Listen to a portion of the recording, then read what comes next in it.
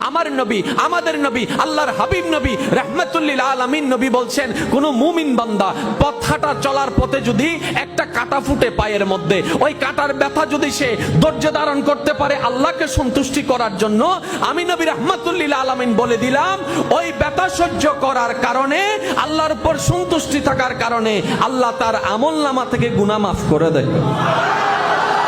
আর একটু জোরে ফুটলেন কি? কথা বলে না। ফুটলেন কি? এবার আপনি শুধু কি করেছেন জানেন?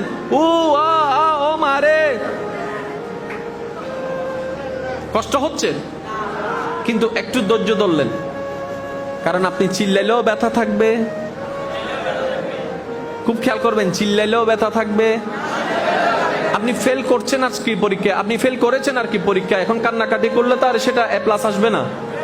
এখন আমার যুবক ভাই বোনেরা, আমার যুবতী ভাই বোনেরা কি করে, যুবক যুবতী ভাই বোনেরা এটাকে না সহ্য করতে পেরে 10 জনের, ওই যে আমাদের সমাজের কিছু মানুষ আছে, ওই নিজের পাতে কি আছে কি দেখে না, মানুষকে শুধু বারবার খোঁটা মারে, মানুষের পাতের মধ্যে শুধু গুতা মারে। ছেলেটার ওই মেয়েটার এই হয়েছে, ছেলেটার এই হয়েছে, পড়ালেখায় পাস করতে পারে নাই, নিজেদের পরীক্ষায় পাস করে নাই, সে কথা আর বলে না। ওই একটা ছেলে A- পেয়েছে, একটা মেয়ে A- পেয়েছে, এটাকে উৎসাহ সে দেয় না।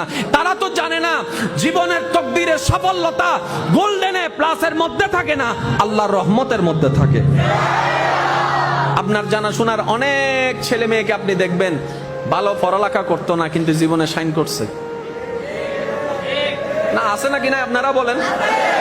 আবার যাদেরকে ছোটবেলা থেকে সবাই বলে সেটা অনেক ব্রিলিয়ান্ট, অনেক ভালো, এটাও তো আপনারা দেখেছেন। এটা আল্লাহ কেন করেছেন? আল্লাহ পাক জানান দিতে চাচ্ছেন, তোমরা যে থিওরি দিয়ে সফলতাকে চিন্তা করো, সেটা তোমাদের থিওরির উপর নির্ভর করে না, সেটা আমি রহমানের ইচ্ছার উপর নির্ভর করে। বলেন সুবহান। এবার বলেন, কষ্ট কার জীবনে নাই?